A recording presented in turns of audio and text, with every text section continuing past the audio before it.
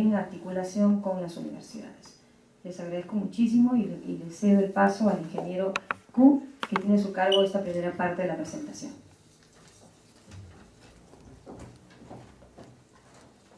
Estimados amigos, buenas noches.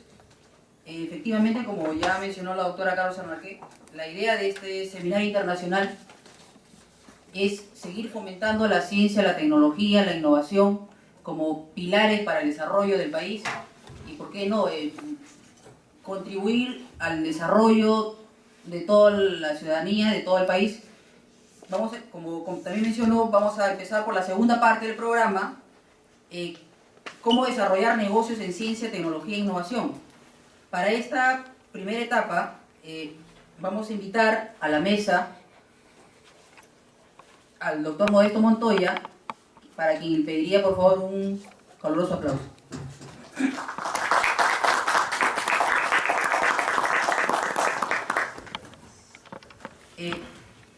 También invitaríamos a la mesa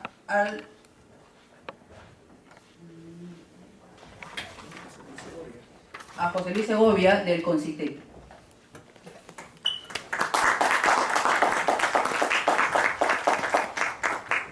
Dejaremos esta exposición a la doctora Rosana Rivas, quien será la moderadora de esta primera etapa, para quien también le pido por favor un fuerte aplauso.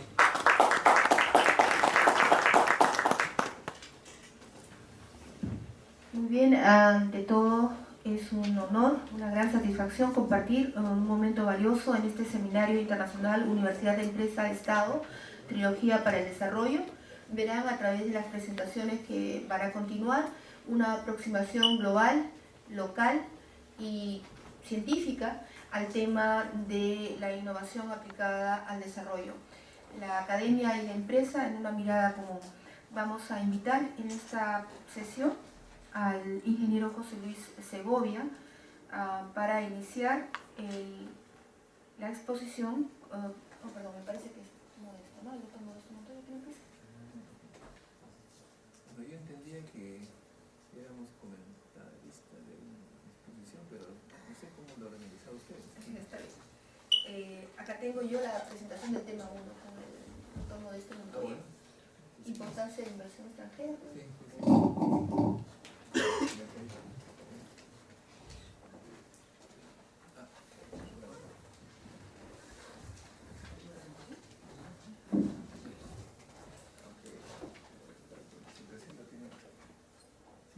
Tendrían que bajar pero prefiero así mejor para ya estamos con el tiempo bastante avanzado.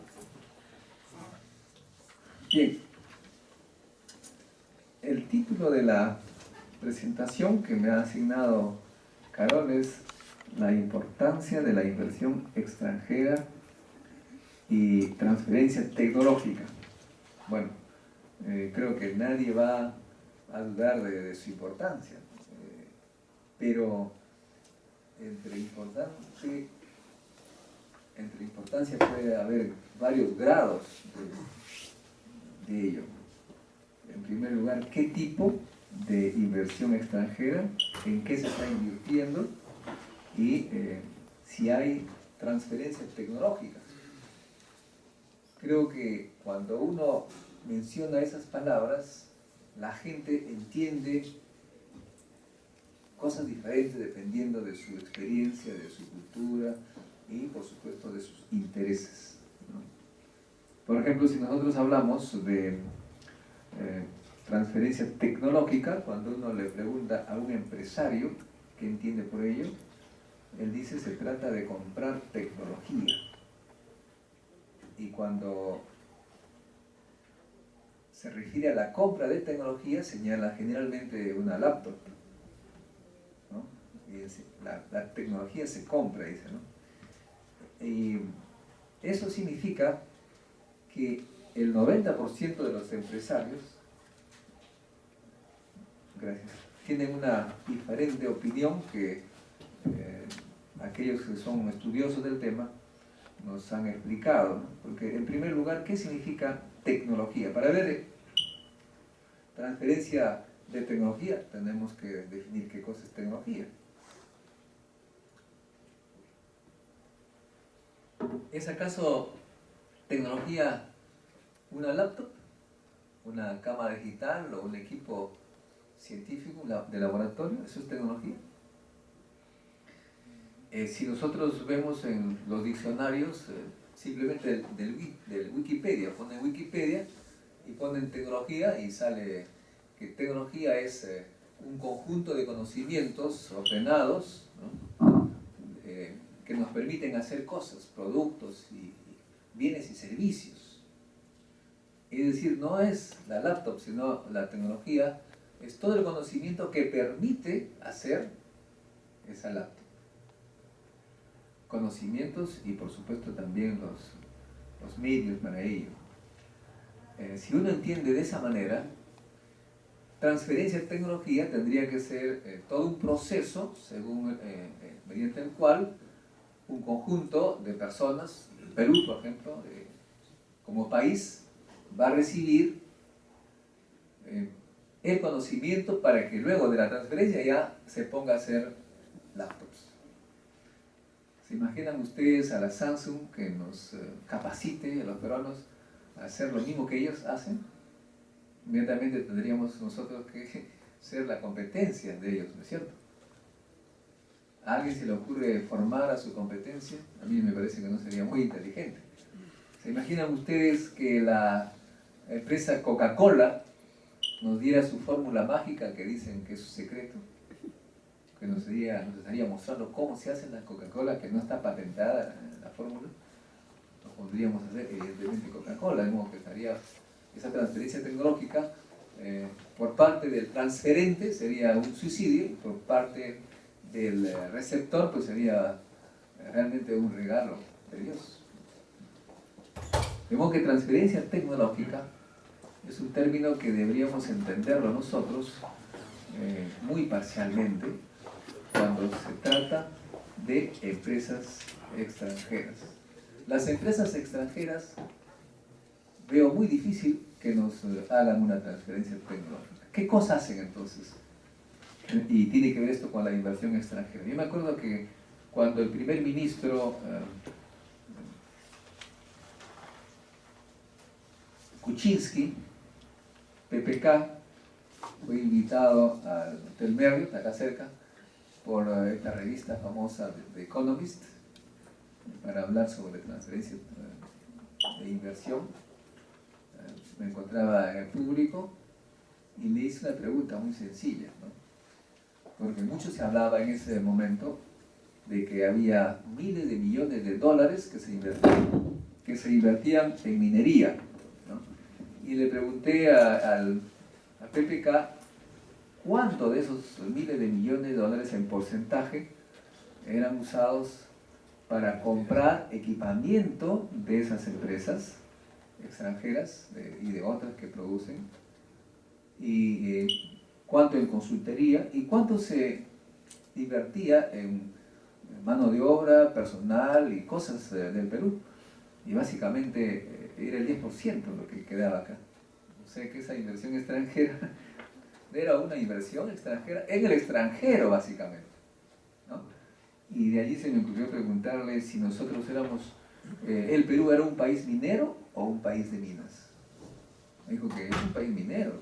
Y dije, pues me parece que no, porque minero es el que sabe explotar minas. O sea, las empresas suecas y finlandesas que tienen fábrica de maquinarias y equipos para explotar minas. Y esas máquinas venían en Perú, y aquí pues lo único que sacaban era pues tierra, los famosos concentrados, que cuando uno lo ve es un polvo, tierra molida prácticamente.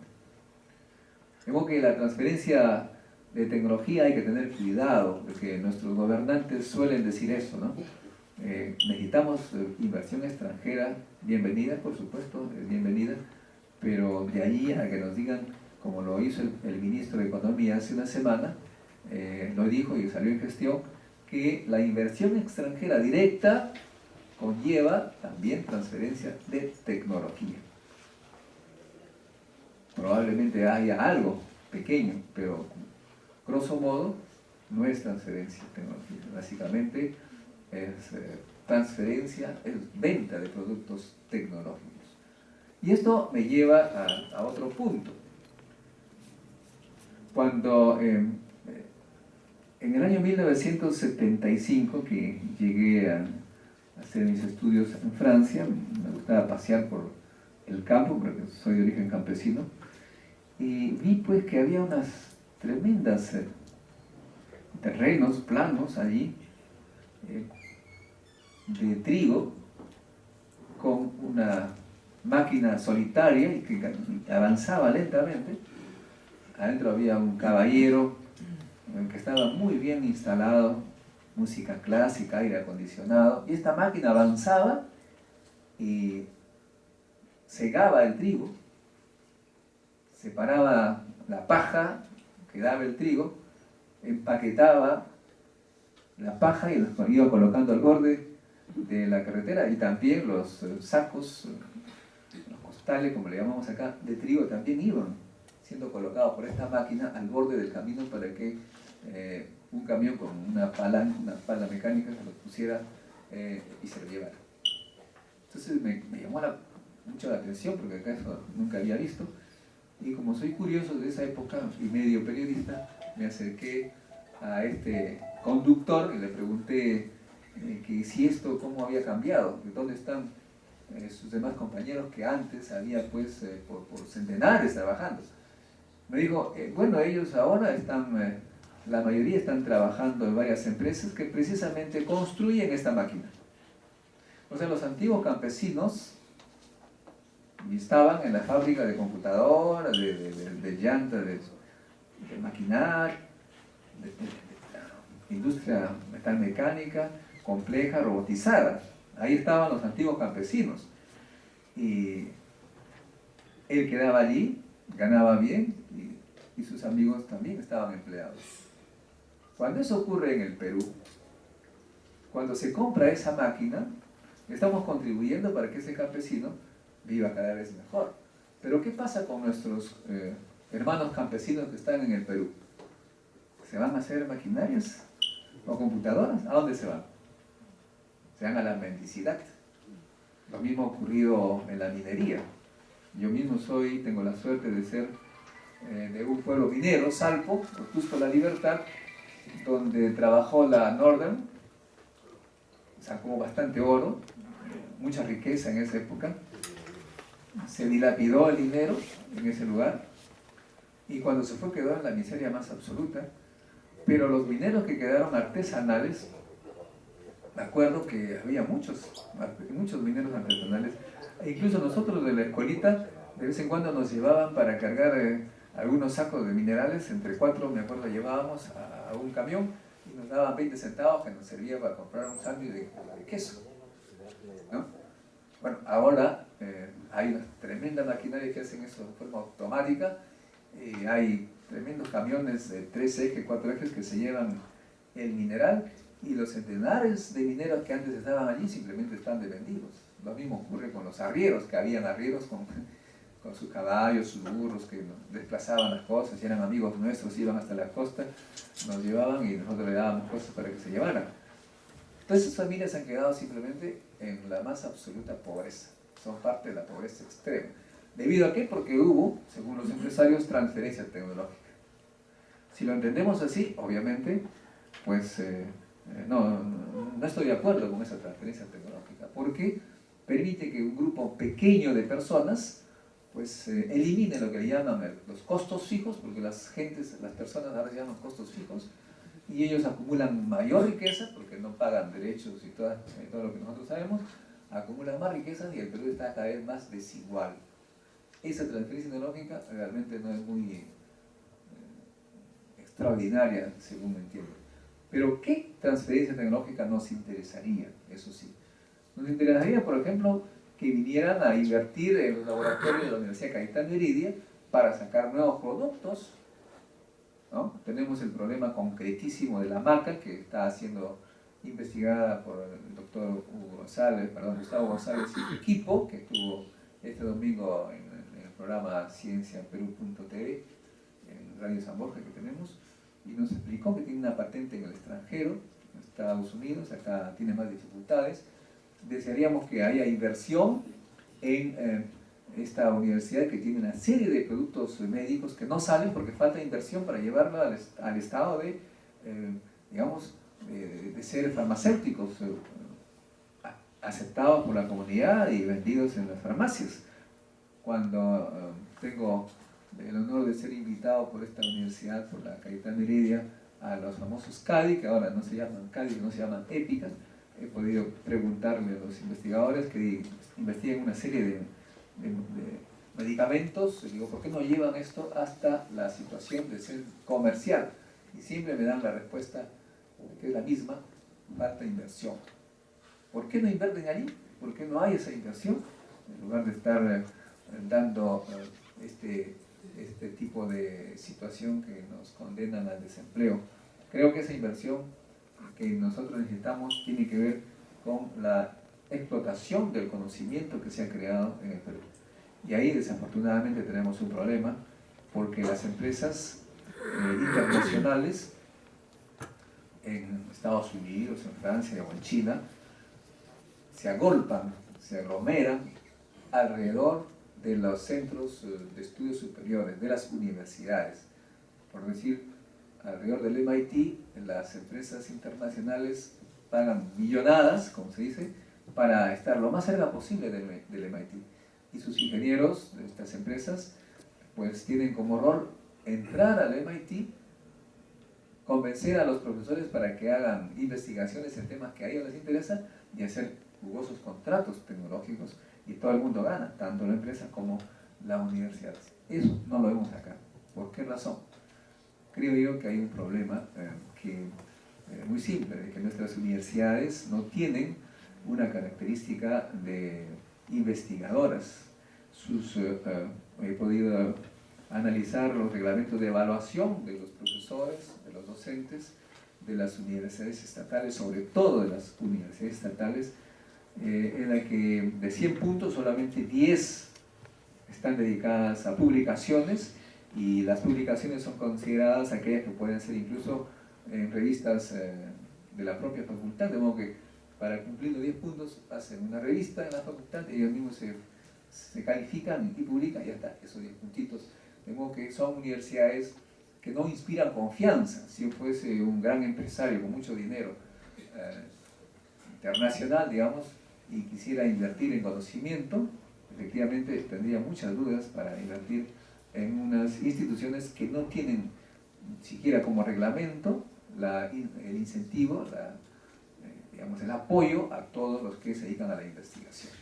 Esto en las universidades estatales es evidente. Y también en los institutos, en los organismos públicos de investigación tienen investigadores, pero que no son evaluados como investigadores al momento de querer ratificarlos o ascenderlos. Y lo peor del caso, está prohibido ascender en los organismos públicos. De modo que, ¿qué podemos esperar de profesionales que se les está prohibido ascender en su nivel de carrera? Trabaje o no, le va a ocurrir lo mismo.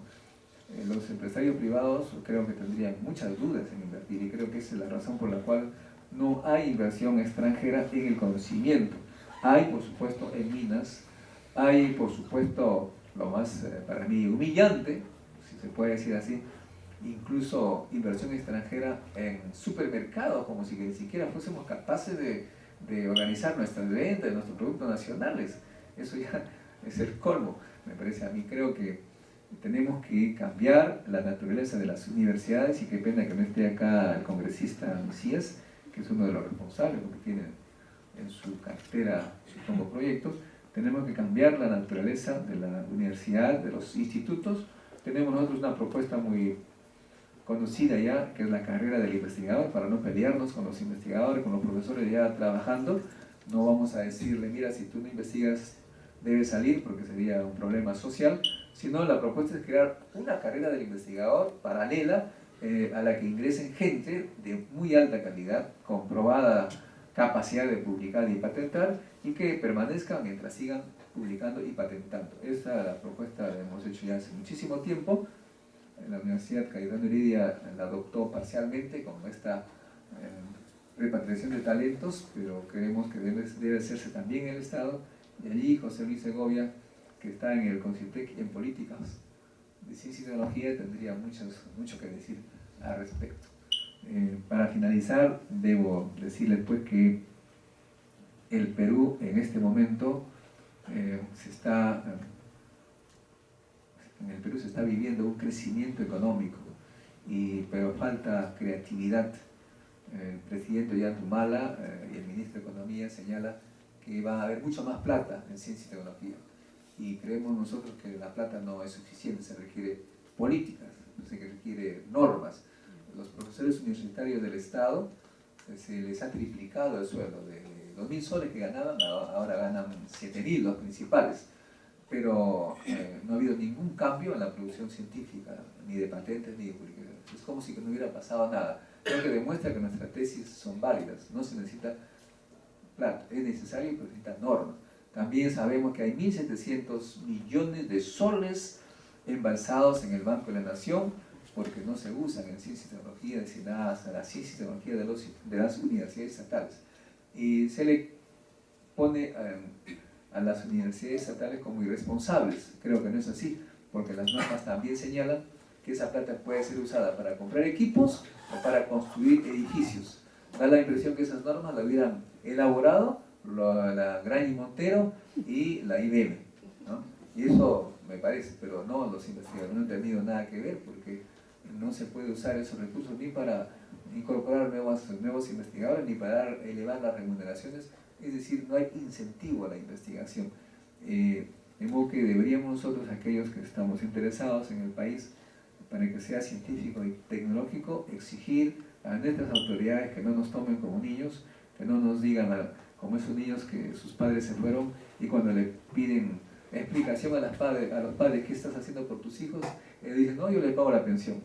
Necesitamos una política, tenemos cariño para que nuestro país deje de ser simplemente receptor de inversiones en la industria primario exportadora. Muchas gracias. Gracias al doctor Modesto Montoya, doctor de Estado en Ciencias Físicas por la Universidad París Sur, profesor principal de la Universidad Nacional de Ingeniería, investigador con el mayor nivel de carrera profesional en el IPEN, más de 80 trabajos científicos sobre física nuclear y aplicaciones en informes anuales de institutos de investigación de varios países. Es miembro del Consejo Directivo del CONCITEC y actual miembro de la Academia Nacional de Ciencias del Perú. Dentro de su exposición, como parte de su exposición acerca de la importancia de la inversión extranjera y transferencia tecnológica, el doctor Montoya nos invitaba a reflexionar básicamente acerca de qué tipo de inversión y cuál es el tipo adecuado de inversión en el caso de la transferencia tecnológica. Parte de sus preguntas y de sus reflexiones invitaban a analizar la evolución en los últimos años de la calidad de las decisiones alrededor de la investigación y de la tecnología. Parte de su reflexión abarcaba la definición misma de la tecnología y cómo a través de los años el país ha logrado a la fecha tener un significativo avance en el tema económico, no así acompañado de la generación de políticas, el diseño de políticas y sobre todo la reflexión en la relevancia del desarrollo de los recursos o capacidades humanas para la investigación científica y obviamente para hacer del proceso de transferencia tecnológica un proceso sostenible y productivo. Finaliza el doctor Montoya haciendo una reflexión o una invitación a la gestión del cambio, una gestión del cambio en este caso focalizada en la inversión en la investigación, en el diseño de políticas, en el diseño de incentivos y sobre todo en una mirada un poco más holística de parte del gobierno que vaya más allá del presupuesto público, pero al diseño con creatividad y sobre todo con mirada más de generación de capacidades en el país, el diseño de sistemas que soporten y sostengan una respuesta tecnológica, una respuesta científica sostenida.